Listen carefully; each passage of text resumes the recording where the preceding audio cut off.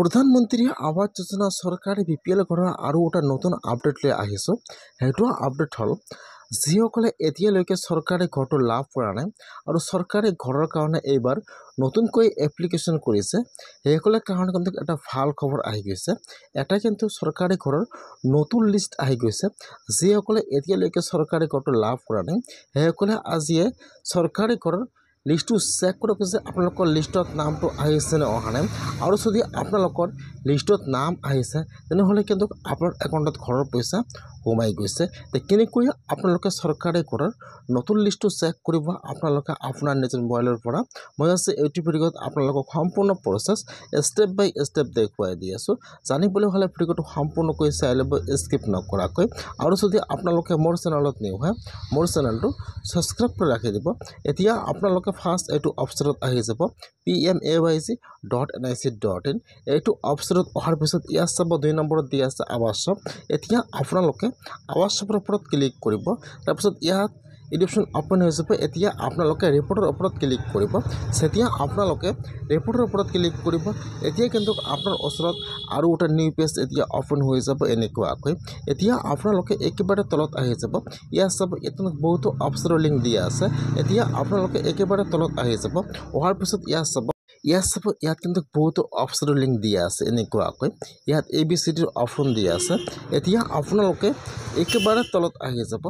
ইয়াত চাব ইয়াত EFMS ৰিপৰ্ট ইয়াত দিছে 1 নম্বৰ অপশ্যন। ইয়াত চাব দি আছে EFGS একেবাৰে তলত আহি যাব। ইয়াত যিটো I নম্বৰ অপশ্যন দিয়া আছে আৱাস প্লাছ ৰিপৰ্ট, ইয়াত যিটো আয়ৰ 3 নম্বৰ অপশ্যন দিয়া আছে। এতিয়া আপোনালোকে সেইটো অপশ্যনৰ ওপৰত ক্লিক কৰিব। এতিয়া আপোনাৰ ওচৰত আৰু এটা নিউ পেজ এতিয়া অপেন হৈ যাব এনেকুৱাকৈ। ইয়াত চাব দি আছে অল ষ্টেট। এতিয়া আপোনালোকে সেইটো অপশ্যনৰ ওপৰত ক্লিক কৰিব। ফাৰ্ষ্ট ইয়াত আহি যাব আপোনাৰ ষ্টেট নাম। ফাৰ্ষ্ট আপোনালোকে ইয়াত আসাম চিলেক্ট কৰি লৈ ল'ব। তাৰপিছত ইয়াত আহি যাব আপোনাৰ ডিষ্ট্ৰিক্টৰ নাম। এতিয়া আপোনালোকে ইয়াত আপোনাৰ ডিষ্ট্ৰিক্টৰ নামটো চিলেক্ট কৰি লৈ ল'ব। তাৰপিছত ইয়াত আহি যাব আপোনাৰ ব্লকৰ নাম। ইয়াত আপোনাৰ ব্লকৰ নামটো চিলেক্ট কৰি লৈ ল'ব। তাৰপিছত ইয়াত আহি যাব আপোনাৰ পঞ্চায়তৰ নাম চিলেক্ট কৰি লৈ ল'ব। তাৰপিছত এতিয়া আপোনালোকে সকলো ইয়াত আপোনাৰ এড্ৰেছটো বহাই দিব, ষ্টেট, ডিষ্ট্ৰিক্ট, ব্লক আৰু পঞ্চায়ত। তাৰপিছত আপোনালোকে এতিয়া চাৰিমুঠৰ ওপৰত ক্লিক কৰিব। এতিয়া কিন্তু আপোনাৰ ওচৰত লিষ্টটো অপেন হৈ যাব এনেকুৱাকৈ।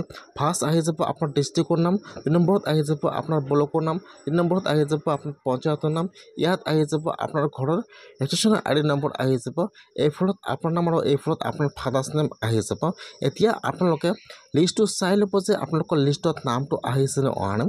যদি আপোনালোকৰ এইটো লিষ্টত নাম থাকে তেনেহ'লে কিন্তু আপোনালোকৰ নামটো সম্পূৰ্ণ ভেৰিফিকেশ্যন হৈ গৈছে, আপোনালোকৰ একাউণ্টত ঘৰৰ পইচা সোমাই গৈছে। যিসকলৰ একাউণ্টত পইচা এতিয়ালৈকে সোমোৱা নাই সেইসকলে আজিয়ে চৰকাৰী ঘৰৰ লিষ্ট চেক কৰক যে আপোনালোকৰ লিষ্টত নামটো আহিছে অহা নাই। ইয়াত যিহেতু বহুতো নাম দিয়া আছে সেইকাৰণে ইয়াত চাব কিন্তু ডাউনলোডৰ অপশ্যন দিয়া আছে। আপোনালোকে ডাউনলোডত ক্লিক কৰিব, লগে কিন্তু আপোনাৰ মোবাইলত লিষ্টটো PDF ডাউনলোড হৈ যাব।